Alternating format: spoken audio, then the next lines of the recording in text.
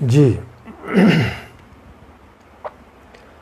आज की इस फेसबुक लाइव सभा में आप सभी का एक बार फिर से स्वागत है।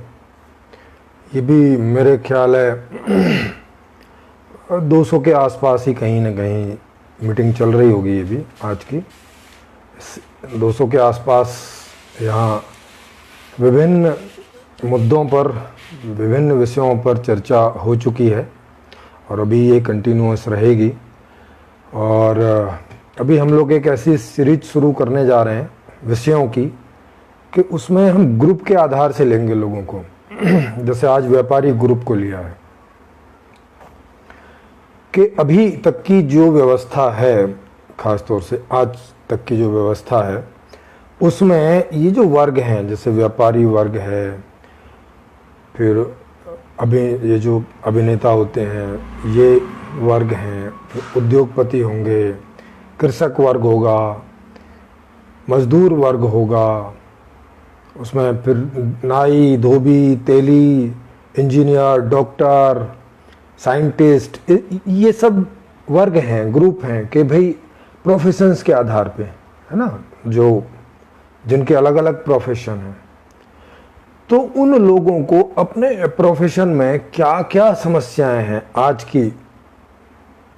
की व्यवस्था में, विशेष रूप से भारत में, और थोड़ा बहुत जो आप समझ सकेंगे तो विश्व के पटल पर भी।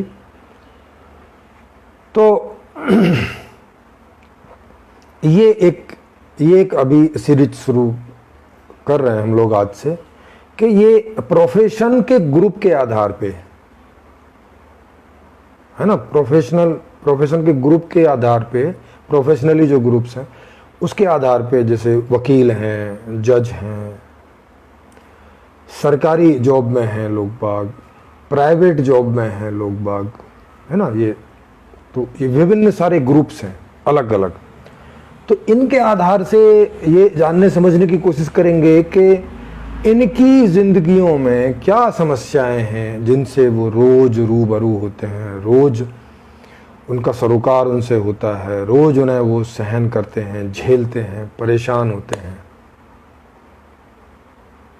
तो ये जो सारे ग्रुप्स हैं इसको एक एक करके लेंगे और वो संपूर्ण समाधान वाली जो व्यवस्था है उसमें इनका क्या समाधान है, क्या कोई समाधान है, क्या समाधान नहीं है तो क्या है, और वो जो भी समाधान आएगा निकल के बताया जाएगा। तो वो उनको उसमें अपना समाधान दिख रहा है कि नहीं दिख रहा है, तो उस ग्रुप से रिलेटेड जो भी लोग होंगे, उस प्रोफेशन से रिलेटेड जो भी लोग होंगे, वो अपने नीचे कमेंट्स वगैरह भी दे सकते हैं। वो चाहें तो उस पर ओपन मंच की जो हमारी मीटिंग है वहाँ पर भी वो क्वेश्चनर बना के, या अपने उनके पास कोई सॉल्यूशन है वो बना के वो वहाँ रख सकते हैं।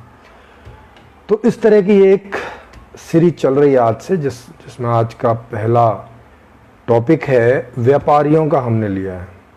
क्यों लिया है? क्योंकि अभी व्यापारियों के ऊपर ही चर्चा चल रही थी न्यूज़ पर कि भाई अभी ये कोरोना की वजह से व्यापारियों की हालत बहुत बुरी है, नंबर एक। उसमें जो बड़े बड़े मॉल वगैरह आ गए हैं उनकी वजह से छोटे व्यापारियों की हालत ख़राब हो गई है।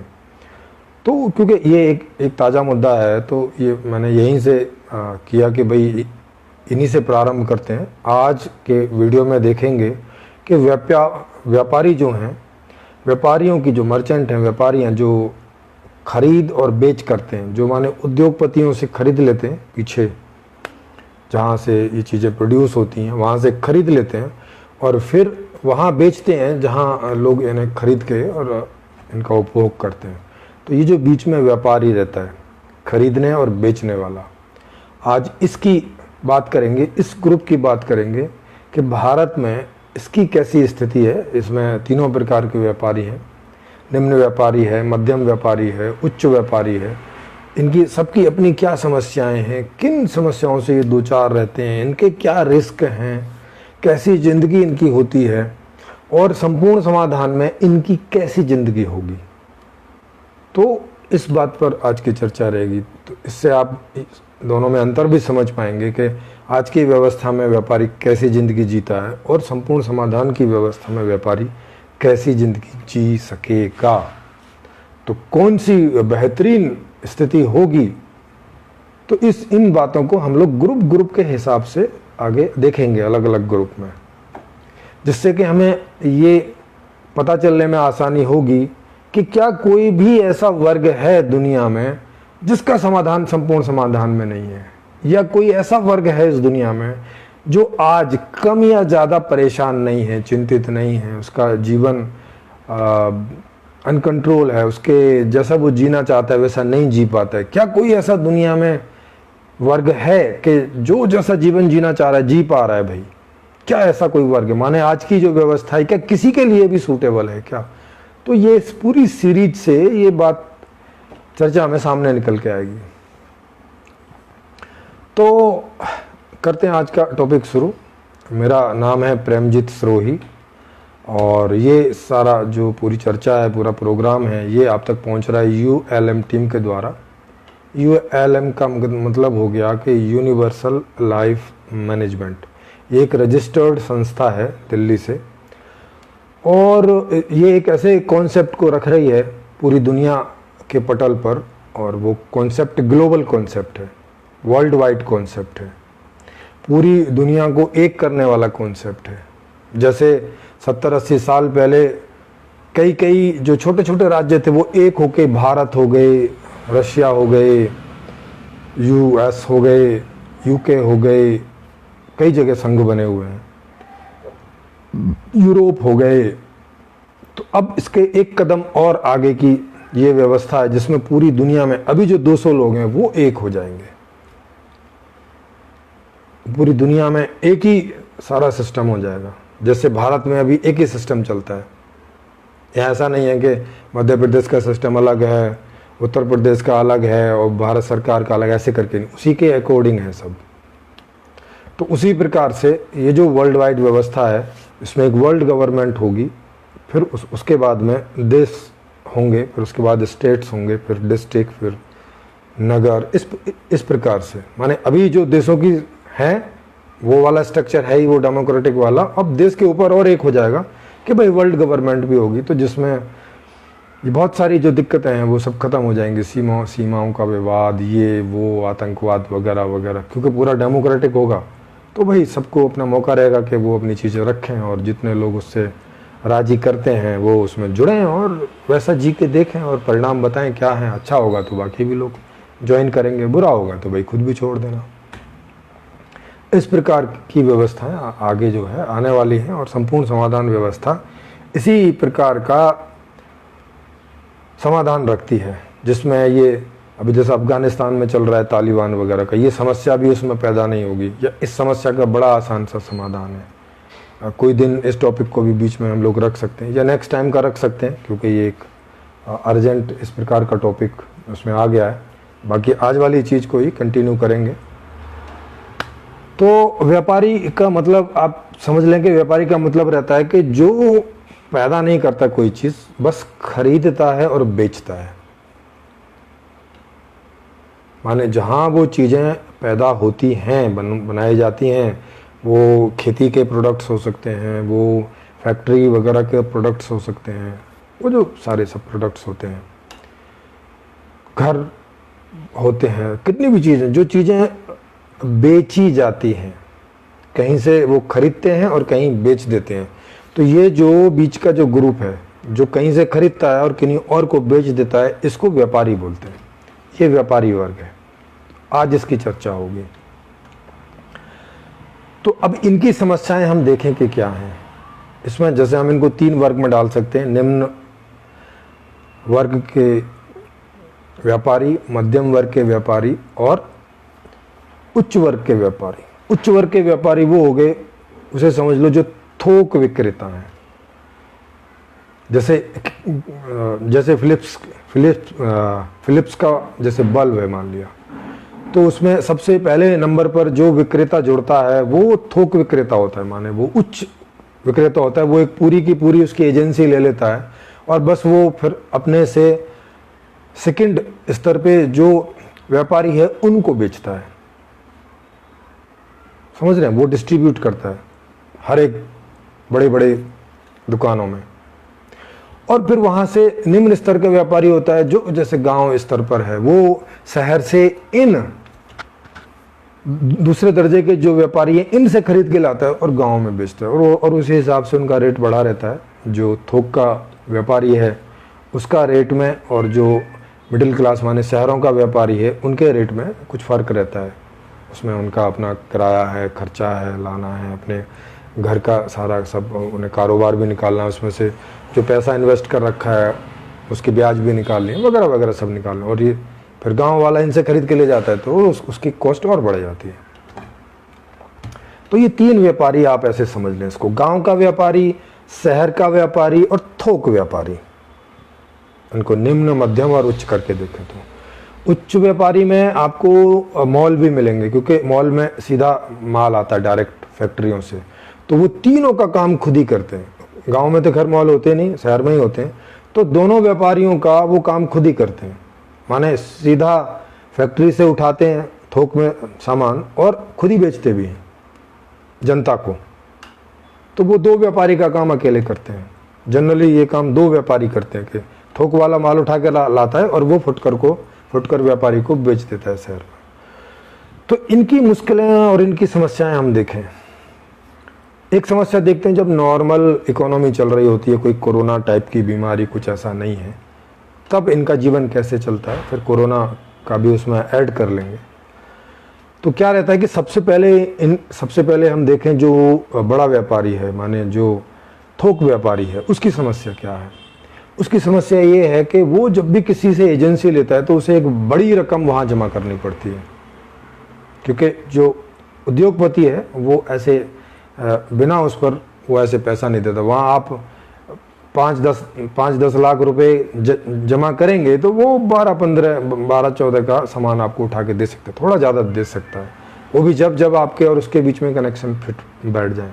नहीं तो शुरू में वो आपको नहीं देता, बल्कि कई जगह तो ऐसे रहता है कि भाई आपको थोक व्यापारी बनना है तो आप 10 लाख वहाँ डिपॉजिट कराइए और 8 लाख का सामान उठाइए, 2 लाख आपका जो है जो आपका सिक्योरिटी है वो डिपॉजिट रहेगा। ज़्यादातर ऐसे होता है। और ये मैं छोटी चीज़ों में बता रहा हूँ। अब जैसे गाड़ी के थोक विक्रेता बनना है तो वहाँ करोड़ों में सिक्योरिटी में पैसा जमा होता है, और जो आप लेके आते हैं वो सब आपको उसके लिए अलग से करोड़ों जमा करके रखने पड़ते हैं। तो माने जैसा प्रोडक्ट उस तरह का उसमें इन्वेस्टमेंट है। तो सबसे पहले खतरा जो इनको होता है, इन सभी व्यापारियों को, वो रहता है कि ये जो इन्वेस्ट कर रहे हैं उस सामान में, जिस सामान के भी वो व्यापारी हैं, उसमें जो पैसा इन्वेस्ट कर रहे हैं वो पैसा कहाँ से आएगा। तो ज़्यादातर लोग ब्याज पे लेके करते हैं, क्योंकि सभी तो पैदाइशी वो नहीं है व्यापारी के भाई उनके माता पिता करते आए तो चलो वो जो पहले हो गया सो हो गया, वो उनका चल रहा है। तो ज़्यादातर सभी व्यापारियों को इन्वेस्टमेंट करके रखना पड़ता है, और वो मैक्सिमम ब्याज पे पैसा उठाते हैं, बैंक से उठाते हैं जो बड़े व्यापारी हैं। जो छोटे व्यापारी हैं वो उनको कई बार बैंक से नहीं मिलता, तो वो जो है लोकल से भी लेते हैं और बहुत ज़्यादा ब्याज वो चुकाते हैं। तो सबसे बड़ा सिरदर्द इनको एक ये रहता है कि या तो इनकी पूंजी उसमें इन्वेस्ट होती है तो उस पूंजी का रिस्क रहता है, और एक उस पर उनको ब्याज भी देना होता है। एक ये सिरदर्दी उनके सिर पे हमेशा चढ़ी रहती है। उसके बाद वो जो जगह किराए पे लेते हैं, उस जगह का हर महीने का किराया होता है, और ये लगभग आप बेकार से बेकार लगा लें तो 2-3-4-5 हज़ार रुपये का गरीब सी जगह पे दुकान, और किसी कनाट प्लेस या द्वारका जैसी जगह पे दुकान मतलब 25-50 हज़ार रुपये महीने के किराए की दुकान होती है। आप कनाट प्लेस में चले जाओ, छोटा सा खोखा मिलेगा आपको 25,000-30,000 रुपये महीने का। कफार मार्केट चले जाओ करोल बाग में, तो आपको वहाँ एक छोटा सा एक कोना मिलेगा अपने काउंटर रख के बेचने के लिए, वो 20-30 हज़ार रुपये में। तो वो सब उन्हें, तो वो एक सिरदर्दी रहती है कि हर महीने उनको ये तो निकालना ही है, ठीक, प्लस अपने घर का खर्चा निकालना है। तो उनको कितनी इनसिक्योरिटी रहती है कि अगर उनका बिजनेस नहीं चला तो उनका मूल भी डूबेगा और ब्याज तो उस पर देनी ही देनी है। ये बहुत बड़ा रिस्क रहता है, नंबर 1। नंबर 2 रहता है कि इनके कॉम्पिटिटर भी रहते हैं जो एक ही चीज़ को कई सारे लोग बेचते हैं, तो वहाँ कंपटीशन भी रहता है कि भाई मैं अपना सामान ज़्यादा बेचूं कि वो ज़्यादा बेचे, तो उसमें मार्जिन कम हो जाता है। ये उपभोक्ता के लिए तो अच्छा रहता है, मगर चूँकि आज हम व्यापारियों की दृष्टि से बात कर रहे हैं, तो ये बात व्यापारियों के लिए बड़ी ख़राब होती है, क्योंकि उन्हें कम से कम मार्जिन पर बेचना होता है। ये मांग और आपूर्ति वाले सिद्धांत में जो आज का पूरा पूंजीवाद है, उसमें ये नियम है कि जिस चीज़ के विक्रेता व्यापारी ज़्यादा होंगे तो उनमें उसको लेके कंपटीशन ज़्यादा होगा, उसमें उनका मार्जिन हमेशा कम रहता है। जो चीज़ ज़्यादा व्यापारी बेच रहे हैं, जिसमें मोनोपोली है तो उसमें तो कुछ नहीं होता। अब जैसे मारुति का कोई भी शोरूम है तो कंपनी भी एक जगह में एक ही आदमी को देती है, ज़्यादा लोगों को नहीं देती, तो उनमें उनको रहता है कि भाई इतने बड़े एरिया में हमारा एक ही शोरूम होगा, तो वो एक शोरूम रहता है तो उतने बड़े एरिया में वो रहता है, उसको कंपटीशन इतना नहीं करना पड़ता।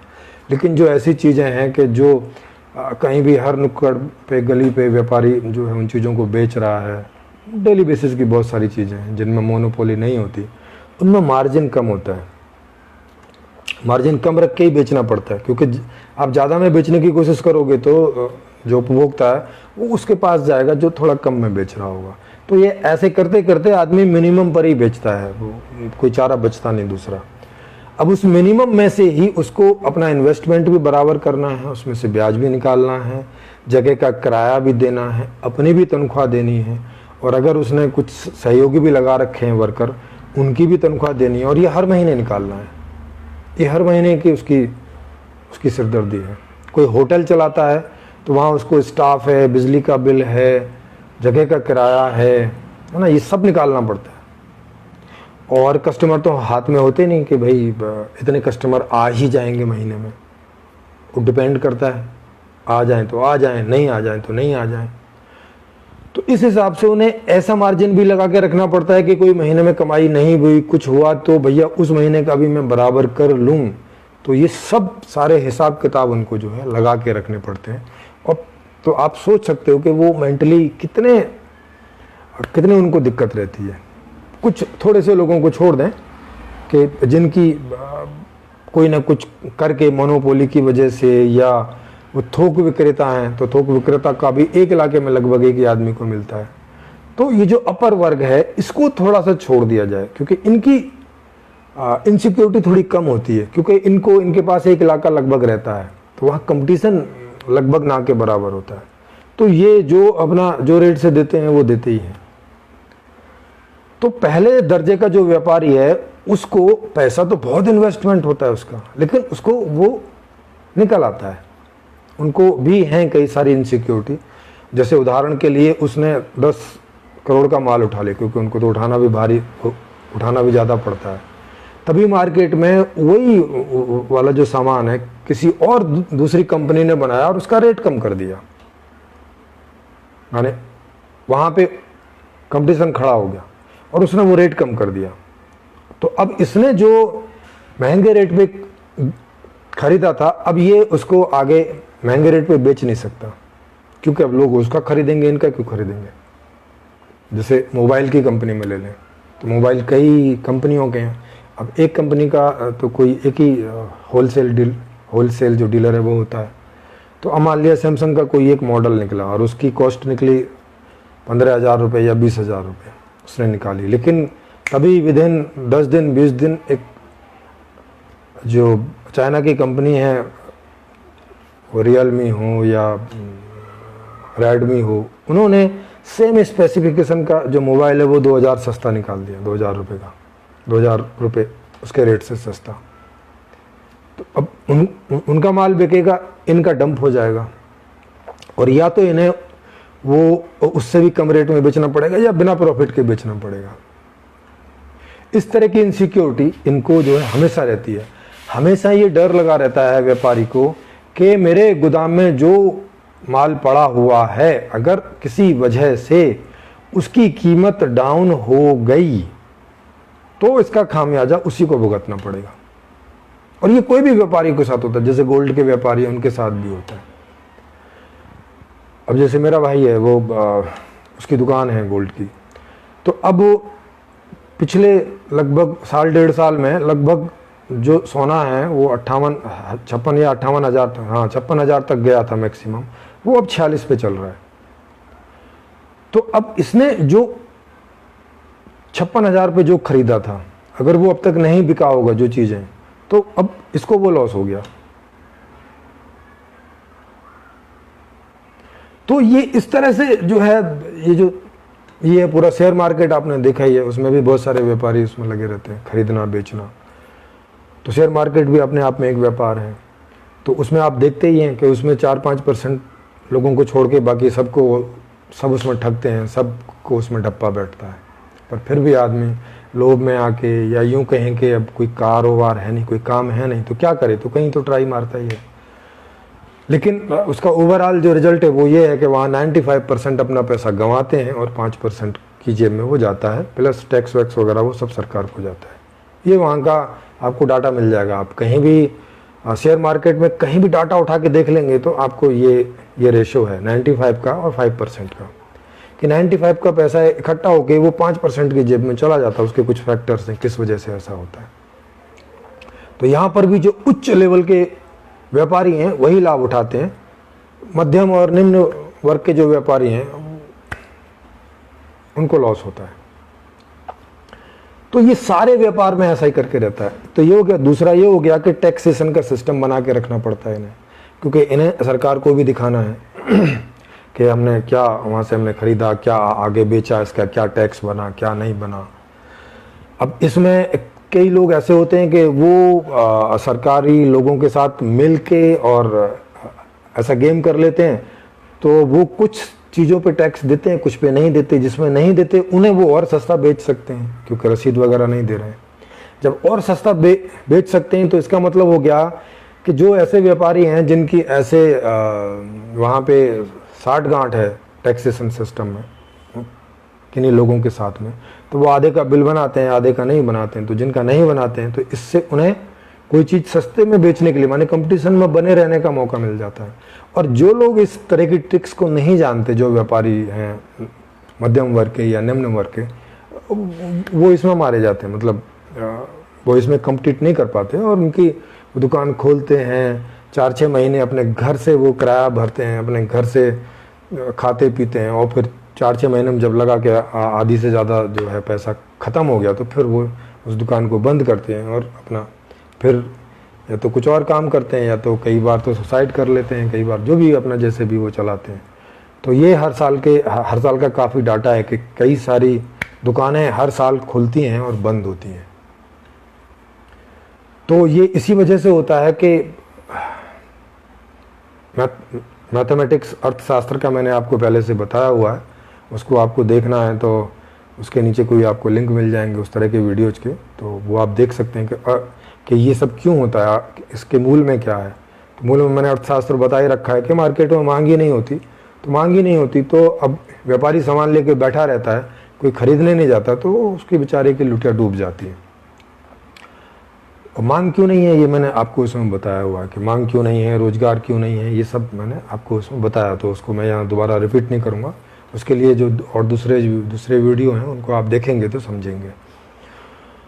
तो इसमें कुछ है कि व्यापारी हैं जो इसमें सस्टेन कर पाते हैं, मतलब बने रह पाते हैं विभिन्न ट्रिक्स का इस्तेमाल करके, जैसे अभी टैक्स वाली ट्रिक्स मैंने बताई, या जिनकी मोनोपोली रहती है जिन चीज़ों में उसकी बताई, इस तरह से तो वो वाले व्यापारी बने रहते हैं। बाकी तो सबका ऐसा ही है कि आए राम गए राम, दुकान खोली पैसा खत्म, दुकान खत्म, खेल खत्म उनका।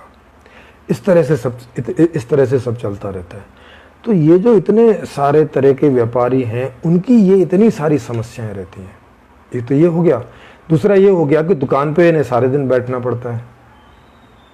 अगर कोई इस तरह की दुकान है तो वो लगभग 10 बजे खुलती है और रात के 7-8 बजे तक कम से कम रहती है।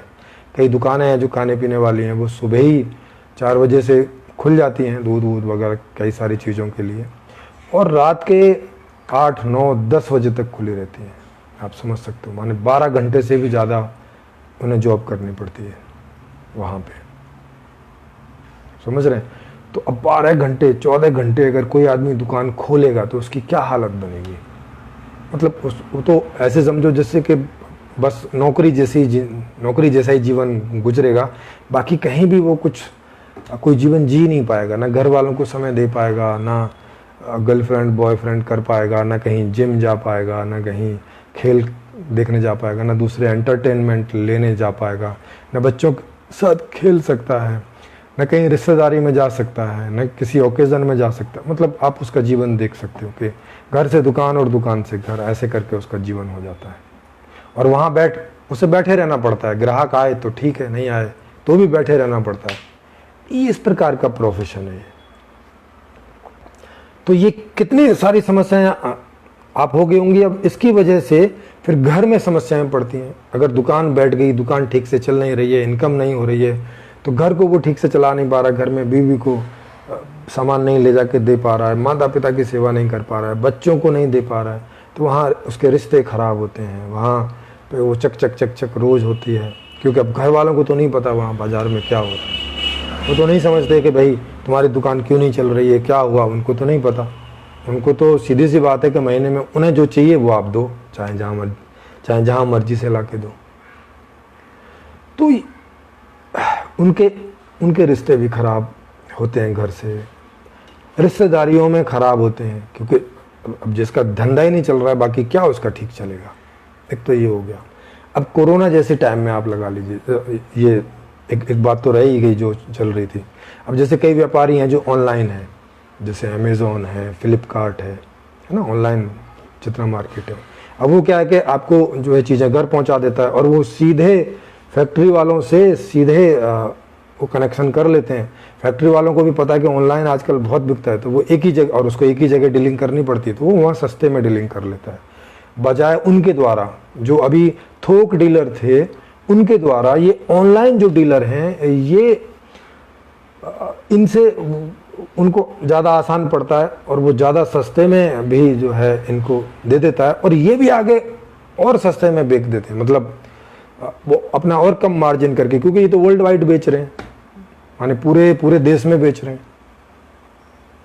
है ना। इनकी तो ऐसी दुकान है नहीं कि एक ही इलाका है तो उतने कई लोग आएंगे उसी में से सब निकालना है, नहीं, ये तो पूरे भारत के हिसाब से बेचते हैं। तो ये और भी कम मार्जिन से बेच देते हैं, जिससे जितना कि थोक व्यापारी नहीं बेच पाता है। तो अब इससे क्या होता है कि ये जो थोक व्यापारी, मीडियम व्यापारी और जो निम्न व्यापारी था, उसका पूरा हाईजैक कर लिया है ऑनलाइन ने। जितनी भी चीज़ें ऑनलाइन वाली हैं, उस ऑनलाइन मार्केट ने, अब ऑनलाइन मार्केट ने हाईजैक कर लिया, तो इन सबका जीवन जो है इनसिक्योरिटी पूर्ण हो गया। इनकी वैसी दुकानें चल नहीं रही हैं, इन्हें और भी कम मार्जिन पे अब बेचना पड़ रहा है, क्योंकि जो मोबाइल बाजार में 10,000 का होता है, अब वो ये लोग कभी कभी 4,000 में भी बेच देते हैं। उसमें भी क्रेडिट कार्ड वाली स्कीमें रहती हैं, उसमें बैंक भी जुड़ जाते हैं कि भाई अगर आप HDFC बैंक का क्रेडिट कार्ड यूज कर रहे हैं तो उस पर 2,000 रुपये की आपको रिबिट मिल जाएगी, 4,000 रुपये की आपको जो है सब्सिडी मिल जाएगी। इस तरह से करके 20-20 हज़ार का मोबाइल 15,000, 14,000, 12,000 तक में भी कभी कभी होता है। कभी कभी सेल होती है, धमाका सेल होती है ऑनलाइन पे, तो काफ़ी रेट कम हो जाते हैं।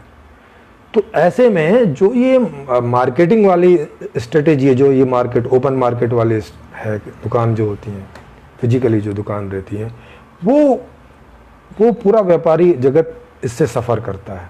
और वही सफ़र नहीं करता है।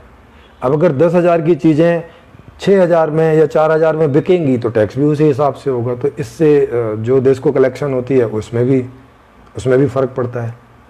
और चूँकि नियम तो सबके लिए ये एक जैसा होगा, तो इससे सरकार को भी चपत पड़ती, माने समाज को भी चपत पड़ती है इस तरह से।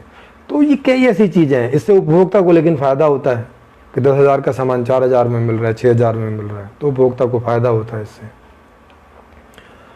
और अब जैसे OLX वगैरह ऑनलाइन आ गए हैं, अब उसमें क्या होता है कि आप पुराना सामान भी बेच सकते हो, तो अब वहाँ पुराना सामान थोड़े अच्छे रेट में चला जाता है। पुराना सामान अच्छे रेट में चला जाता है, तो वो जो आदमी था जिसने पुराना सामान खरीदा, अब वो नया तो खरीदेगा नहीं, तो मार्केट में उसकी वजह से कम डिमांड होती है।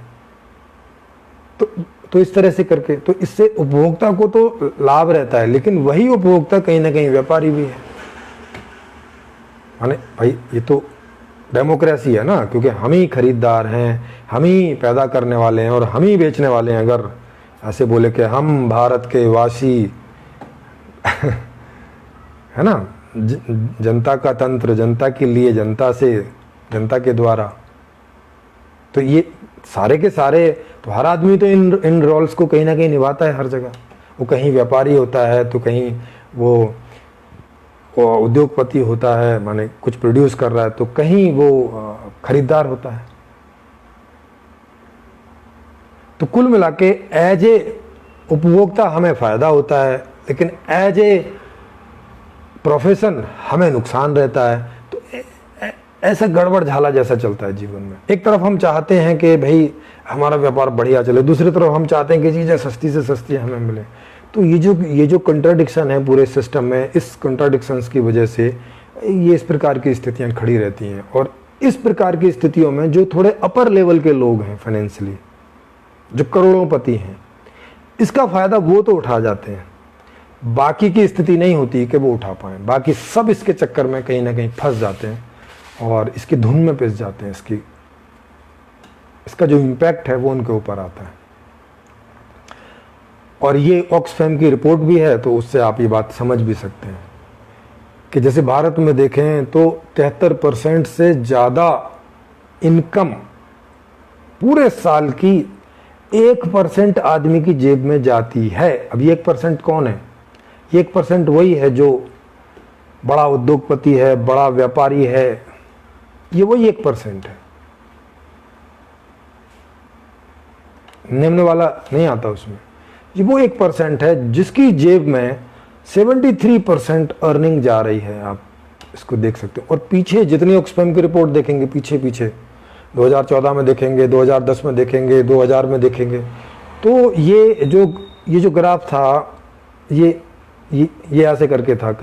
कभी आपको मिलेगा 40%, 1% की जेब में जा रहा है, फिर 45%, 50%, ये ऐसे बढ़ता जा रहा है। और ये 1917 या 18 की रिपोर्ट है ऑक्सफैम की, जब ये 73% था। अभी तो कोरोना चल रहा है, अभी तो ये और बढ़ गया होगा, क्योंकि इसमें तो कुछ ही लोगों का धंधा पानी चल रहा है। तो जो भी अर्निंग हुई होगी वो और भी कम लोगों को गई होगी। तो कहने का मतलब, अब इसका ऐसी स्थिति में जो लोग हैं व्यापारी, इसका उनकी शारीरिक स्थिति पर, मानसिक स्थिति पर, घरेलू स्थिति पर, आर्थिक स्थिति पर, आत्मिक स्थिति पर इसके दुष्परिणाम तो पड़ते ही हैं। तो वो हमेशा चिंतित जैसा रहता है, हमेशा चिंता में खोया रहता है। उसका जो पाचन शक्ति है वो गड़बड़ा जाती है, ठीक से खाना नहीं खा पाता चिंता में, ठीक से जी नहीं पाता, ठीक से अपने किसी रिश्ते में अपनी बीवी से, अपने माता पिता से बात नहीं कर पाता, उनसे आंखें चुराने लगता है, क्योंकि समाधान का तो जिम्मा इसका है और वो कर नहीं पा रहा है, तो वो जी चुराने लगता है। घर वाले लोग चढ़ने लगते हैं, अजीब सा माहौल हो जाता है घर का, समझ रहे हैं? ऐसा जीवन हो जाता है लगभग अधिकांश व्यापारियों का। ये थोड़ा सा 1% वाले जो व्यापारी हैं, इनको आप छोड़ दो तो 1% तो बहुत कम है। अगर हम मेजोरिटी में देखें तो इसका मतलब है कि अधिकांश जो व्यापारी हैं वो एवरेज से खराब जिंदगी जीते हैं। केवल 1, 2, 3, 4% व्यापारी हैं जो एवरेज से ऊपर की जिंदगी जीते हैं। तो एवरेज से जो खराब की जिंदगी जीते हैं उनकी तो बहुत खराब है, ये आपने समझ ही लिया। एवरेज से ऊपर भी जो जीते हैं उनकी भी इनसे तो बढ़िया है, मगर इतनी बढ़िया भी नहीं होती है। चूंकि वो बड़े व्यापारी होते हैं तो उन्हें इन बड़ी जैसे पार्टियां हैं, इन जो पार्टीज हैं, पॉलिटिकल पार्टीज हैं, गुंडे हैं नेशनल लेवल के, उन सबके साथ इन्हें मांडवाली करके रखनी पड़ती है। उन्हें हर महीने हफ्ता देना है, चंदा देना है। फिर बाकी भी जो सोशल वाले हैं वो भी वहाँ पहुँच जाते हैं कि भाई आप बच्चों को पढ़ाने के लिए दीजिए, वो दीजिए।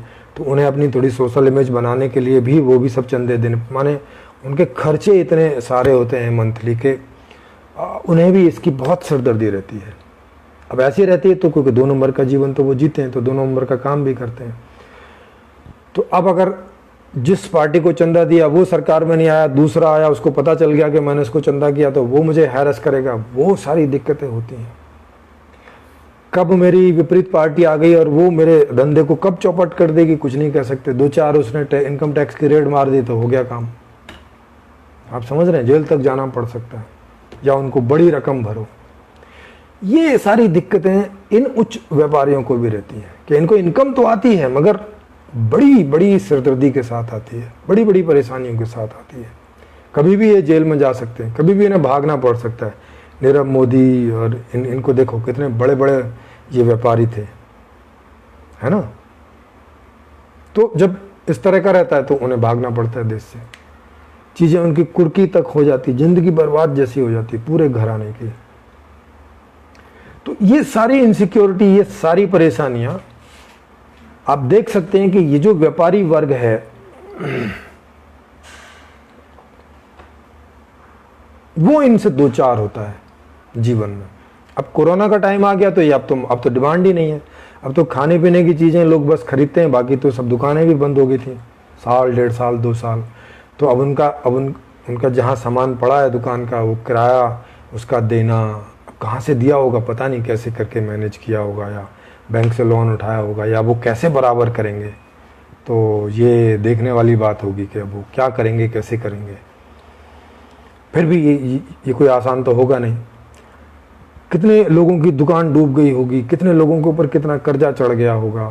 अब वो कैसे करेंगे, ये आसान होगा नहीं, परेशानी भरा होगा। और जितने दिन कोरोना का ये चक्कर चलता जा रहा है लोग फेड अप होते जा रहे हैं। शुरू में लगा था 1-2 महीने रहेगा फिर हो जाएगा, लेकिन नहीं, ये तो 1 साल हो गया, फिर अब दूसरा साल भी अब बस कितना है, ये 8वां महीना चल रहा है, तो 4 महीने ये और 2 महीने वो, माने 1.5 साल हो गया पूरा लॉकडाउन को लगभग, बीच में थोड़ा बहुत खुला था।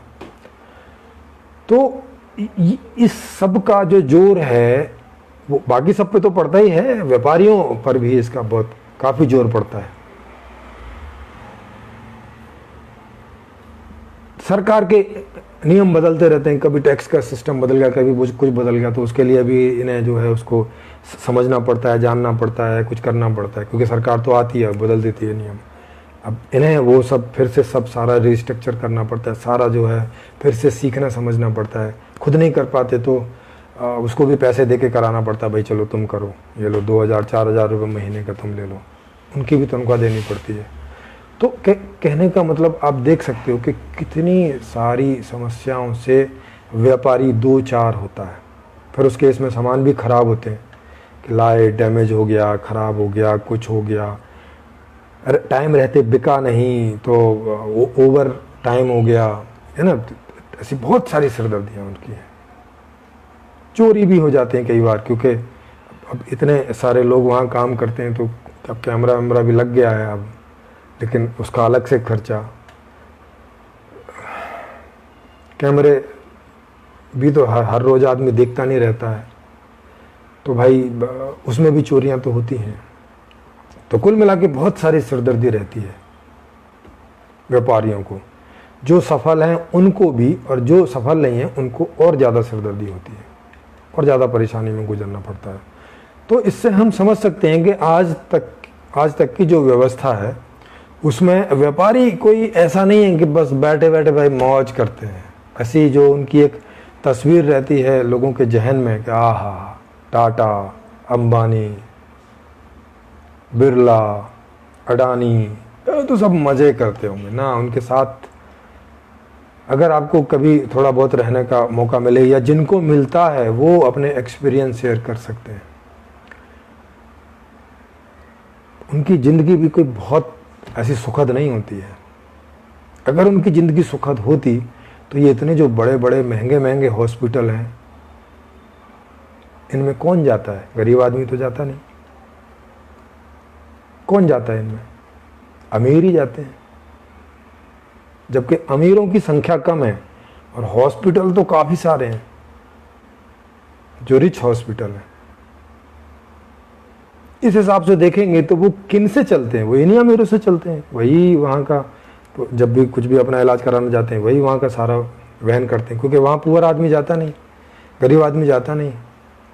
तो जितने भी अमीर जो हॉस्पिटल हैं वो सब इन गरीबों के इन अमीरों के सहारे ही चलते हैं, और तभी चलते हैं तब ये बीमार होते हैं, इतने सारे बीमार पड़ते हैं।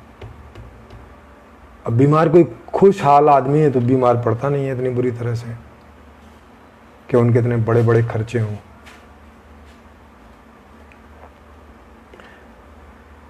ये मैंने आपको उदाहरण इसलिए दिया कि आप समझ सकें कि उनकी भी समस्याएं कम नहीं होती हैं। उनकी समस्याएं मानसिक रहती हैं तो फिर उसका असर शरीर पे भी पड़ता है, तो शारीरिक भी होती हैं।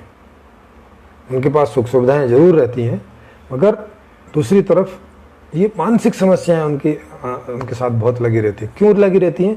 ये भी गलत व्यवस्था की वजह से लगी रहती हैं। इनमें से उन्हें दो चार होना पड़ता है। अब देखें कि संपूर्ण समाधान में इनका जीवन कैसा होगा।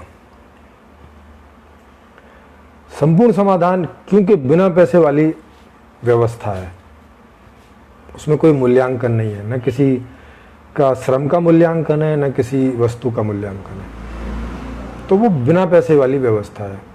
सेंट्रलाइज सिस्टम है मैनेजमेंट के हिसाब से, डिसेंट्रलाइज पावर है सत्ता की पावर के हिसाब से। 100% डिसेंट्रलाइज पावर है, वो 100% सेंट्रलाइज सिस्टम है।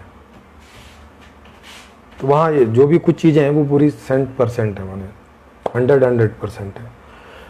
तो अब उससे क्या होता है कि उसमें डिमांड के आधार से है कि जो लोग उसमें डिमांड करेंगे, क्योंकि पूरा ऑनलाइन सिस्टम है, तो जो डिमांड करेंगे वो डिमांड सेंट्रलाइज सिस्टम में जाएगी और वहाँ से वो जहाँ जहाँ उनका प्रोडक्शन होता है वहाँ चली जाएगी, और वहाँ उनका प्रोडक्शन होके और फिर कुरियर के थ्रू सारी चीज़ें जिस भी एड्रेस से डिमांड आई वहाँ पे वो चली जाएगी। अब इसको समझने की कोशिश करें कि इसमें व्यापारी वर्ग कहाँ है। तो वहाँ व्यापार तो होगा नहीं, क्योंकि कुछ खरीदने बेचने जैसा है नहीं, मगर जो व्यापारी वर्ग अभी जो ये काम करता है वो क्या करता है कि जहाँ से चीज़ें प्रोड्यूस होती हैं वो वहाँ से उठाता है और अपने पास ला के रख लेता है, और फिर उपभोक्ता जो खरीदार है वो उसकी दुकान तक जाता है और वहाँ से खरीद के लेकर आता है। अभी व्यापारी क्या करता है कि वहाँ से चीज़ें उठा लाता है, अपने पास रख लेता है, ये काम व्यापारी करता है। फिर वहाँ तो इसमें एक थोक हो गया, थोक के बाद एक जो नगर का व्यापारी है वो हो गया, और एक गांव का व्यापारी हो गया लोकल पे, माने 3 तरह के व्यापारी हो गए।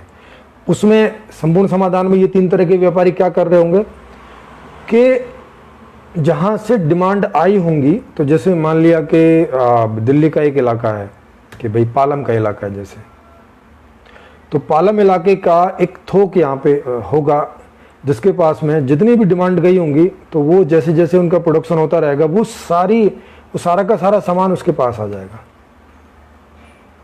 वो प्रोड्यूस होके वो वहाँ आ जाएगा। एक पालम में एक सेंटर बना होगा जो उस सेंटर को चला रहा होगा, जो भी एक आदमी होगा जिसकी वो वहाँ पे ड्यूटी होगी, तो वो सारा सामान जो है वो वहाँ आ रहा होगा, और वहाँ से जो लोकल कुरियर हैं वो वहाँ आएंगे और उनके लोकल कुरियर के इलाके बटे होंगे कि भाई महावर इनक्लेव की 4 गली इस कुरियर के पास हैं, महावर इनक्लेव दूसरी वाली 4 गली इस कुरियर के पास हैं, माने उस इलाके में जितना होगा तो वो कुरियर वालों के हिसाब से जो है वो सारा का सारा सिस्टम बटा होगा। तो वो उसका क्या काम होगा कि वो इन कुरियर वालों को उनके एड्रेस के हिसाब से उनको दे देगा, और कुरियर वाले फिर वो घर जाके उसको डिलीवर कर देंगे। तो ये ऐसे व्यापारी हो गए, माने एक थोक व्यापारी हो गया एक इलाके का, पूरे दिल्ली का बोलें तो उसका एक पूरा थोक का हो गया कि भाई पूरे दिल्ली का एक थोक व्यापारी हो गया जो पूरी दिल्ली का सामान आ रहा है। वहाँ से फिर वो पालम का इलाका, जनकपुरी का इलाका, द्वारका का इलाका ऐसे बटे हुए हैं, और फिर उसमें लोकल, तो ये वहाँ भी ऐसे 3 व्यापारी टाइप के काम हो गए। तो अब वहाँ कोई सिरदर्दी है नहीं, क्योंकि ना तो आपको कोई इन्वेस्टमेंट करना है कि भाई आपको 4 करोड़ 6 करोड़ या 10 लाख 20 लाख, अगर आप दूसरे दर्जे के व्यापारी हैं आपको कहीं ये इन्वेस्टमेंट करनी है, सिक्योरिटी लगा के रखनी है, ऐसा कोई ज़रूरत है नहीं। किसी जगह का किराया आपको देना नहीं है, क्योंकि वो सारा इंफ्रास्ट्रक्चर सब बना हुआ ही मिलेगा। सारे दिन बैठना नहीं है आपको कि भाई सुबह 6 बजे से लेके और रात के 8-10 बजे तक बैठना नहीं, वो भी नहीं बैठना। 4 से 5 घंटे की आपकी ड्यूटी है, उतने में आप अपना काम करके जो आपका है उतने में डिस्ट्रीब्यूट किया और चले गए, वो वहाँ टाइम सेट होगा। बाकी जो है उनका भी 4-5 घंटे का है। आखिरी वाला जो है, जो वो एड्रेस पे पहुंचाएगा, वो कोई भी 4 घंटे में कभी भी एड्रेस पे पहुंचा दे, उसका काम खत्म। तो माने जो 8 घंटे 10 घंटे दुकान पे बैठने का सिरदर्द है वो भी नहीं, दुकान के किराए की कोई सिरदर्दी नहीं, किसी चीज का रेट कम हो जाएगा, ये हो जाएगा, उसकी नहीं, कंपटीशन कोई नहीं, समझ रहे हैं, कोई सिरदर्दी नहीं है किसी भी प्रकार की। कोई सामान डैमेज हो गया, कोई सिरदर्दी नहीं,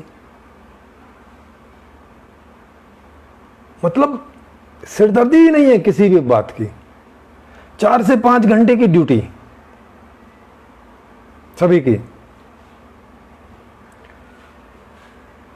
और लिस्ट के हिसाब से जो भी सारी लिस्ट होगी उसके हिसाब से आपने वो सामान डिस्ट्रीब्यूट कर दिया। अब जैसे मेन वाला है तो उसने लोकल वालों को डिस्ट्रीब्यूट कर दिया, लोकल वाले हैं तो उन्होंने जाके एड्रेस पे अपना डिस्ट्रीब्यूट कर दिया 4 से 5 घंटे के अंदर अंदर। और वो उतने ही इलाके उनके अंतर्गत में होंगे जो ऑन एंड एवरेज 4 से 5 घंटे में वो अपना ये काम कर सकें। इस हिसाब से ही सारे के सारे स्टोर बनेंगे और उसको चलाने वाले बनेंगे, और उतनी ही लोगों की वहाँ संख्या होगी कि वो 4 से 5 घंटे में ही डेली का करके और ये सब मेंटेन करते रह सके। तो अब इसमें देखो, इसमें उनको सिरदर्दी नहीं है, कोई जमा नहीं करना, कोई इन्वेस्टमेंट नहीं है, कोई कहीं से लोन नहीं लेना है, कोई किसी को ब्याज नहीं देना है, सारे दिन नहीं बैठना है, कोई टैक्स सिस्टम नहीं है कि उन्हें भाई ये करके होना है कि भाई टैक्स बचाना है, कुछ करना है, या कैसे करें या क्या करें, किसी से कुछ करवाना नहीं है। सबका अपना अपना वहाँ जॉब है, बस जितना आपका जॉब है आपको उतना ही देखना है, बाकी से आपको कोई मतलब नहीं है। बाकी जितना जिसका होगा वो देखेगा, जो मैनेजमेंट का होगा वो अपना मैनेजमेंट का देखेगा, समझ रहे हैं।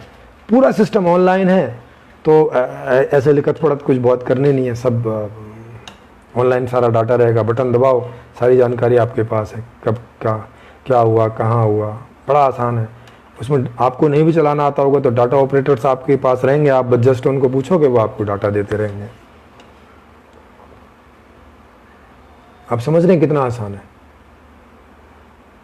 कोई सिरदर्दी ही नहीं है कहीं से भी।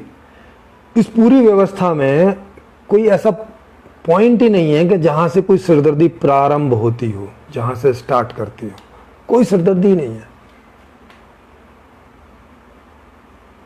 पीछे से सामान आया नहीं आया आपको कोई मतलब नहीं है उससे, वो पिछले वाले का काम है। आपके गोदाम में जो सामान आ जाएगा, जो आ गया है, यहां से आपका काम शुरू होता है, और उसको उस आदमी के हैंड ओवर कर देना जिसके इलाके का वो सामान है, वो आपने हैंड ओवर कर दिया, आपका काम खत्म।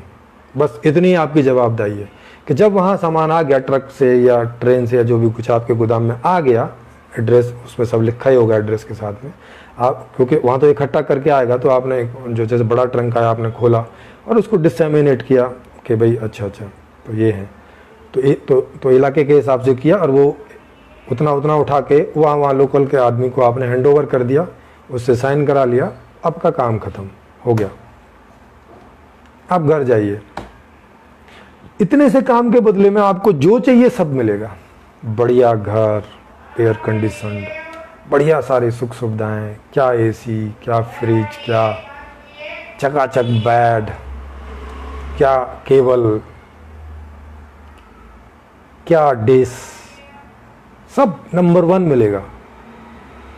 सब कुछ जो आपको चाहिए वो इतने में सब कुछ मिलेगा आपको, आपकी फैमिली को।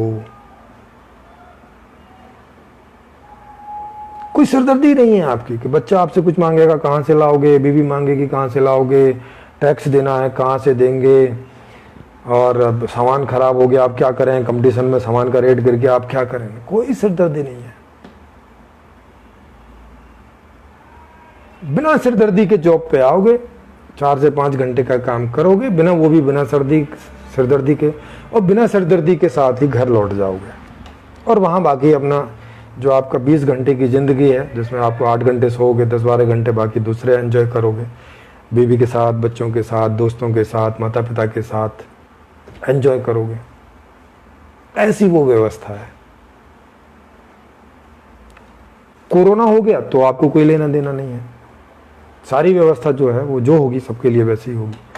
आपको कहीं कोई किराया देना नहीं, आपका कहीं कोई पैसा डूब नहीं रहा, आपका सामान बिक रहा है कि नहीं बिक रहा, आपको कोई लेना देना ही नहीं मतलब इस बात से। आपकी नौकरी चली जाएगी, निकल जाएगी, ये कुछ भी नहीं, कोई सिरदर्दी नहीं, कोई इनसिक्योरिटी नहीं है दूर दूर तक, ना कहीं से स्टार्ट होती है, कोई इनसिक्योरिटी कहीं से स्टार्ट ही नहीं होती, कोई भी पॉइंट पर स्टार्ट नहीं होती, ऐसी व्यवस्था है। तो आज के इस वीडियो को जो व्यापारी वर्ग से जितने भी लोग जुड़े हुए हैं ये उनके लिए है, वो इस बात को समझें। अभी तो मैंने जितनी सारी समस्याएं बताई हैं, अगर और ज़्यादा डिटेल में बताऊंगा तो बहुत ज़्यादा हो जाएंगे। तो जो व्यापारी वर्ग है उनको अपनी समस्याओं को तो मालूम ही है, बहुत सारी जो समस्याएं हैं वो तो मैंने यहाँ पे अभी रखी नहीं है, मोटी मोटी हाईलाइटेड की हैं, जिन्हें लगभग सभी जानते होंगे। या नहीं जानते हैं तो मेरे बताने से वो देखेंगे तो उन्हें पता चल जाता है। अगर किसी के कोई व्यापारी दोस्त हैं, कुछ हैं, तो उनसे बातचीत करके आप ये सारी समस्याओं को कंफर्म कर सकते हैं। और वो समय समय पर ये लोग जब टीवी वाले इनसे पूछते हैं तो बताते भी हैं। वो कई तो ऐसी समस्याएं जिन्हें खुल के नहीं बता सकते, वो भी होती हैं। लेकिन संपूर्ण समाधान व्यवस्था में तो कोई समस्या ही नहीं है, स्टार्ट ही नहीं है समस्या का कहीं पर भी, क्योंकि वहां शेयर मार्केट है नहीं, बैंक है नहीं, इंश्योरेंस सेक्टर है नहीं। अच्छा इन्हें इंश्योरेंस भी करा के रखना पड़ता है, पता नहीं दुकान में कब आग लग जाए, क्या हो जाए, चोरी हो जाए, लूट हो जाए, तो इन सबको इंश्योरेंस भी करा के रखना पड़ता है। तो इंश्योरेंस का पैसा भी निकालना, वो भी वहां सिरदर्दी नहीं है। अब सोचो, सिरदर्दी नाम की चीज ही नहीं है, मतलब सिरदर्द क्या होता है ये वहां पैदा ही नहीं होगा। संपूर्ण समाधान आने के बाद में ये नाम ही खत्म हो जाएगा, सिरदर्द। और सारी सुख सुविधाएं हैं, क्या जिम, क्या मेडिकल, क्या पार्क, और क्या बढ़िया घर, और क्या बढ़िया रोड, बढ़िया ट्रांसपोर्ट, नंबर 1 हर चीज, नंबर 1 क्वालिटी की। ऐसी व्यापारियों की उसमें लाइफ होगी। दूसरा, अभी ऐसे भी व्यापारी होंगे जिन्हें व्यापार करने की रुचि तो नहीं है, मगर उनकी स्थिति ऐसी है कि वो व्यापार ही कर सकते हैं, तो अभी उन्हें व्यापार ही करना पड़ता है, माने रुचि के हिसाब से उन्हें जॉब नहीं मिलता। संपूर्ण समाधान सिस्टम में रुचि के हिसाब से आपको जॉब मिलेगा। माने अभी जो मजबूरी में रोजगार कर रहे हैं व्यापार क्षेत्र में, तो वहां मजबूरी में करने की जरूरत नहीं होगी। आपको जिस क्षेत्र में करना है आप चुनेंगे, आपको उसी क्षेत्र का जॉब मिलेगा।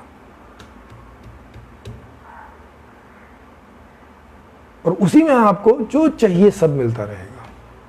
अच्छा, ये तो हो गया जब तक आप जॉब पर हैं, 25 से 50 साल की उम्र के बीच में। उसके पहले आपको सब फ्री मिल रहा है। जब आप स्टूडेंट हैं, जन्म से लेके और 25 साल होने तक एजुकेशन वगैरह वगैरह सब कुछ आपको सब फ्री मिल रहा है, खाना पीना, कपड़े, घर गृहस्थ, सब कुछ। और 50 के बाद भी आपको फ्री में मिल रहा है। अभी तो दुकान आपको फ्री में देती नहीं है। अगर आपने 25 से 50 साल दुकान की तो उसके बाद में आप जो यहाँ से कमा के इकट्ठा कर लेंगे वो आपको काम आएगा, अगर कर सके तो, जो कि वो सब नहीं कर पाते।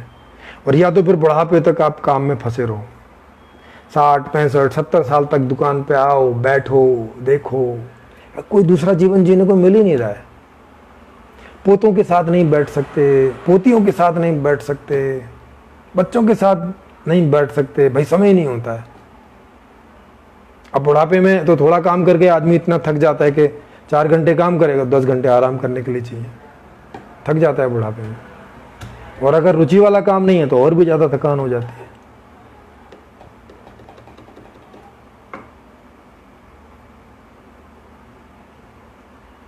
तो ये आपने देखे कि व्यापारियों की सिरदर्दी कम नहीं होती है, बहुत सिरदर्दी है। अब जैसे बैंकिंग वाले, ये भी व्यापारी है। वो क्या देते हैं, वो आपको सर्विस देते हैं, आपके धन को वहाँ रखते हैं, उसको सुरक्षित रखते हैं, और आपको कभी लोन चाहिए या आप ही का अपना धन चाहिए, जब चाहिए आपको ले लो, एटीएम से निकालो, ये सारी सब सर्विस है। तो सर्विस देना, तो सर्विस सेक्टर भी जो है वो अभी कोई दिन उसमें रखा जाएगा, सर्विस वाले सेक्टर में, कि जो सर्विस लोग करते हैं उनकी क्या समस्याएं और क्या प्रॉब्लम है आज के सिस्टम में, और संपूर्ण समाधान सिस्टम में उनकी कैसी स्थिति रहेगी। क्योंकि जनरली संपूर्ण समाधान में व्यापार सिस्टम है नहीं वहाँ पे, लेकिन काम से हम रिलेट कर रहे हैं कि ये काम वहाँ पे रहेगा जिसे आज व्यापारी वर्क करता है।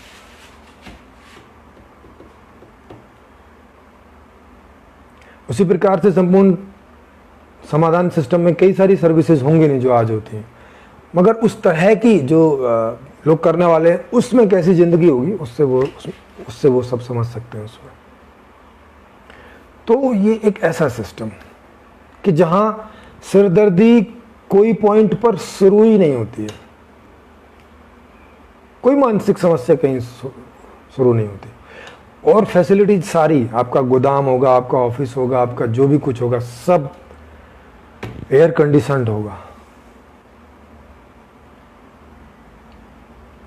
सभी चीज से लैस होगा, टेक्नोलॉजी से लैस होगा। क्या कंप्यूटर, क्या पूरा सिस्टम, क्या अंदर छोटे छोटे जो वाहन होते हैं जो सामान को इधर उधर करते हैं। ऐसा नहीं कि पीठ पे लाद के वहाँ यहाँ से वहाँ करो, वहाँ से यहाँ करो, नहीं, सब पूरा टेक्नोलॉजी से लैस सिस्टम होगा।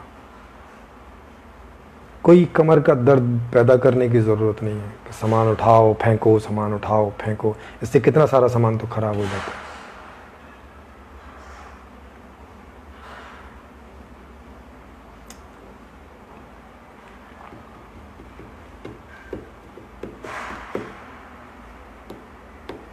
तो ये आज की ज़िंदगी, आज की व्यवस्था में व्यापारियों की ये ज़िंदगी है जो मैंने बताई, और संपूर्ण समाधान में ऐसी ज़िंदगी होगी जो मैंने बताई। अब उन दोनों में आप कंपैरिजन करके देख सकते हैं। जो व्यापारी हैं वो ख़ास तौर से, बाकी लोग तो जानने समझने के लिए देखेंगे ही, जो व्यापारी वर्ग है वो इसको देख के समझ सकता है कि भाई ये संपूर्ण समाधान वाली ज़िंदगी चाहिए या जैसी आज चल रही है यही चलते रहने देनी है। क्योंकि आज जो चल रही है इसमें केवल 2-4% व्यापारी ही अधिक धन कमा पाते हैं, बाकी लोग तो धन भी नहीं कमा पाते, जैसे तैसे ज़िंदगी चलाते हैं और सिरदर्दी भी उनको ज़्यादा रहती है। तो दोनों को देखना है, जो धन कमा पाते हैं मगर बहुत सारी सिरदर्दी हैं, जो धन भी कमा पाते हैं थोड़ा और सिरदर्दी भी ज़्यादा है, वो व्यापारी, ये व्यापारी। और एक ऐसा सिस्टम संपूर्ण समाधान जहाँ किसी को कोई सिरदर्द ही नहीं है और आउटपुट इससे ज़्यादा है। आज जो आप मज़ेदार ज़िंदगी नहीं जी पाते वो उसमें मज़ेदार ज़िंदगी जी पाएंगे फुल फ्रीडम के साथ। आज आपको 5 साल में एक दिन के लिए पॉलिटिकल पावर आपको मिलती है जो आप अगले 5 साल के लिए फिर किसी दल को दे देते हो, और पूरे 5 साल में आपके खिलाफ कुछ भी होता रहे आप कुछ नहीं कर सकते शोर मचाने के। लेकिन उस व्यवस्था में 24 आवर, 24 घंटे, 12 मास, माने हमेशा पॉलिटिक की जो पावर है वो जनता के पास रहेगी, हमेशा 24 घंटे। ऐसा संपूर्ण समाधान सिस्टम है। तो आप ये सब तुलना करके देख सकते हैं कि आपको ऐसा सिस्टम चाहिए या कि जैसा चल रहा है यही ठीक है भाई। तो ये आपको तय करना है। अभी हम लोग ये सारी बातें जनता तक पहुंचा रहे हैं, पूरी दुनिया में पहुंचा रहे हैं अलग अलग भाषाओं में। तो हर देश में ये जब हम लोगों को लगेगा कि 70 से 80% लोगों तक हम लोग ये बात पहुंचा चुके हैं, तो फिर एक सर्वे हम लोग करेंगे, और उस सर्वे में वो सर्वे आपके पास आएगा और वो पूछेगा आपसे कि भाई आज वाली व्यवस्था को ही कंटिन्यू करना है या ये संपूर्ण समाधान वाली व्यवस्था में स्विच करना है, क्या चाहते हो आप।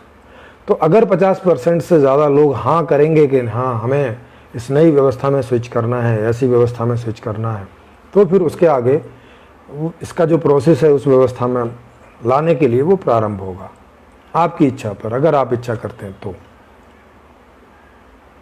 लेकिन उसके पहले आपको ये जान लेना जरूरी है कि अभी की ज़िंदगी कैसी है और उसमें ज़िंदगी कैसी होगी, ताकि आप तुलनात्मक अध्ययन करके और ये निर्णय कर सकें, ये डिसीजन मेकिंग कर सकें, अपना माइंड मेकअप कर सकें कि भाई नई व्यवस्था में जाना है या जैसी व्यवस्था चल रही है इसी में जीना है, इसी में अपने बच्चों को जलाना है, इसी में अपने बूढ़े माँ बाप को जलाना है, ऐसी इनसिक्योरिटी में ही जीना है, ऐसी परेशानियों में ही जीना है, ऐसे ही रिस्क में जीना है, ये आप तय करेंगे।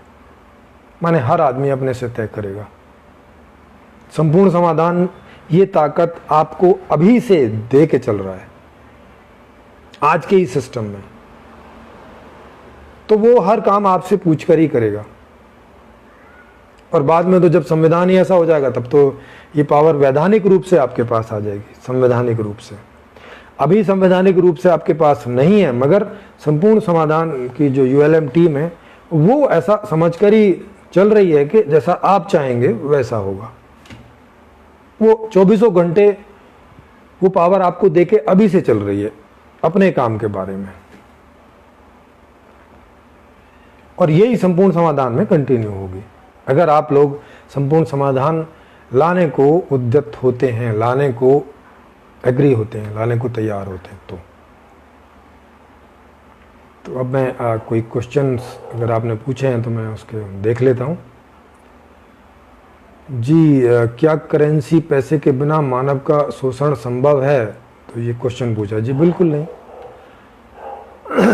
क्योंकि शोषण का मतलब क्या रहता है? शोषण का मतलब रहता है कि आप जैसी जिंदगी जीना चाह रहे हैं वैसी जिंदगी जी नहीं पा रहे और उसमें बहुत सारे रोड़े अटक रहे हैं। या तो कुछ लोगों के पास पावर है कि और वो अपने हिसाब से आपको जिलाना चाहते हैं और आपको उनके हिसाब से जीना पड़ता है, अपने हिसाब से नहीं जी रहे हैं, ये भी एक शोषण है। पैसे की व्यवस्था है तो उसमें आपके पास पैसे नहीं पहुंच रहे हैं तो आप मांग नहीं कर पा रहे हैं, तो आप अच्छी ज़िंदगी नहीं जी पा रहे हैं, ये भी शोषण है। तो शोषण के कई सारे तरीके हैं। तो संपूर्ण समाधान जो व्यवस्था है उसमें शोषण प्रारंभ ही नहीं होगा। क्यों नहीं होगा? क्योंकि मेन चीज़ आपके पास है। पॉलिटिकल जो पावर है 24 घंटे वो जनता के पास है, तो पावर ही आपके पास है। आपके हिसाब से ही सारा सिस्टम बनेगा, चलेगा, तो शोषण की कहीं कोई संभावना ही नहीं है, क्योंकि खुद का शोषण थोड़ी करोगे। शोषण तो हमेशा दूसरा ही दूसरे का करता है, और वो तभी कर सकता है जब वो ज़्यादा पावरफुल है और आप कमज़ोर हो। तो पावरफुल आदमी में ही संभावना होती है कि वो कमज़ोर का शोषण कर ले। कमज़ोर तो पावरफुल का शोषण कर नहीं सकता। तो चूंकि वहाँ सब समान है, वहाँ कोई किसी का बॉस नहीं है, कोई किसी का वहाँ पे मालिक नहीं है, सब अपने अपने मालिक हैं। वो मालिकों की व्यवस्था है कि सब मालिक हैं और मालिक एक साथ होके और जी रहे हैं, तो वहाँ शोषण की संभावना ही नहीं है।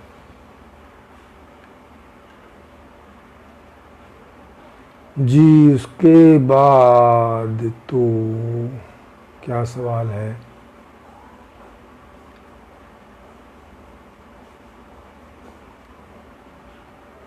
जी, योगा भूरे जी कह रहे हैं ये तो बैंकों का माया जाल हो गया। नहीं, बैंकों का कोई माया जाल नहीं है, वो बस एक सिस्टम है। अब सिस्टम में करेंसी रखेंगे तो बैंक तो होंगे ही ना, फिर तो बैंकों का माया जाल करके नहीं है। वीरभद्र सिंह चौहान जी कह रहे हैं प्रॉफिट वही है, व्यापारी ज़्यादा हो गए हैं इसलिए लाभ का प्रतिशत काफ़ी कम हो गया है। जब कोई नया प्रोडक्ट लॉन्च होता है तब शुरुआत में लाभ कुछ ठीक ही होता है, नहीं तो अधिकांशतः लगी पूंजी के हिसाब से लाभ कम होता है। अब मोनोपोली वाली चीज़ नहीं रह गई है। जी हाँ, मोनोपोली कम हो गई है पहले के मुकाबले। है अभी भी कई चीज़ों में, जैसे देश हैं, अमेरिका है जैसे, तो उसके पास टेक्नोलॉजी है, हाई टेक्नोलॉजी है। फ्रांस के पास है और वो उसी के पास टेक्नोलॉजी है। आपको कुछ खरीदना है तो उनकी मोनोपोली है, वो 2 रुपये में दें, 2 करोड़ में दें, 2 अरब में दें, आपको खरीदनी पड़ेगी। तो अभी भी मोनोपोली है बहुत सारी चीज़ों में, लेकिन पहले के मुकाबले कम हो गई है। तो ये चीज़ है। लेकिन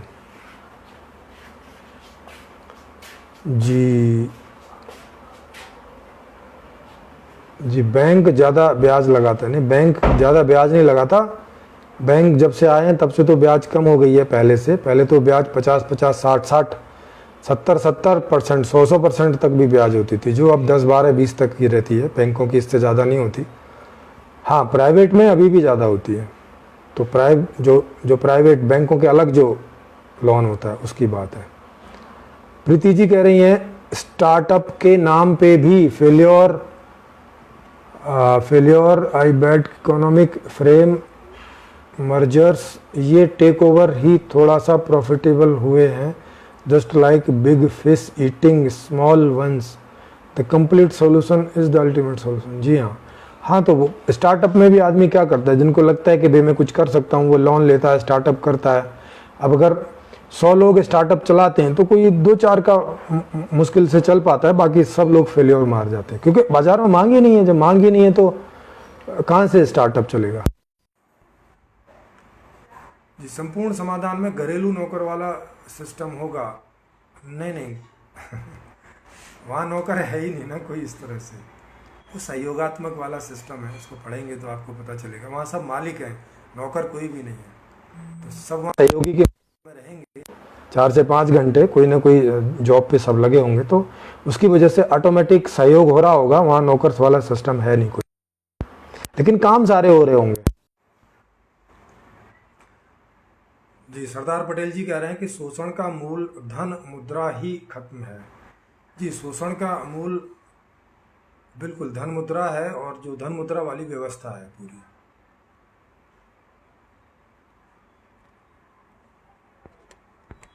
जी, तो और तो कोई प्रश्न है नहीं, तो इससे आप इस बात से समझ गए होंगे कि व्यापारियों के भी कितने हेडेक हैं, कितनी सरदर्दी है व्यापारियों के जीवन में भी,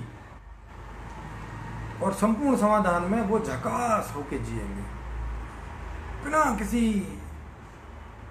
परेशानी के। और एक चीज और है, संपूर्ण समाधान सिस्टम जो है वो बस प्रॉफिट वाला है, वहाँ लॉस की थ्योरी नहीं है, वहाँ लॉस है ही नहीं है, कुछ भी कहीं कोई लॉस नहीं है, प्रॉफिट ही प्रॉफिट है।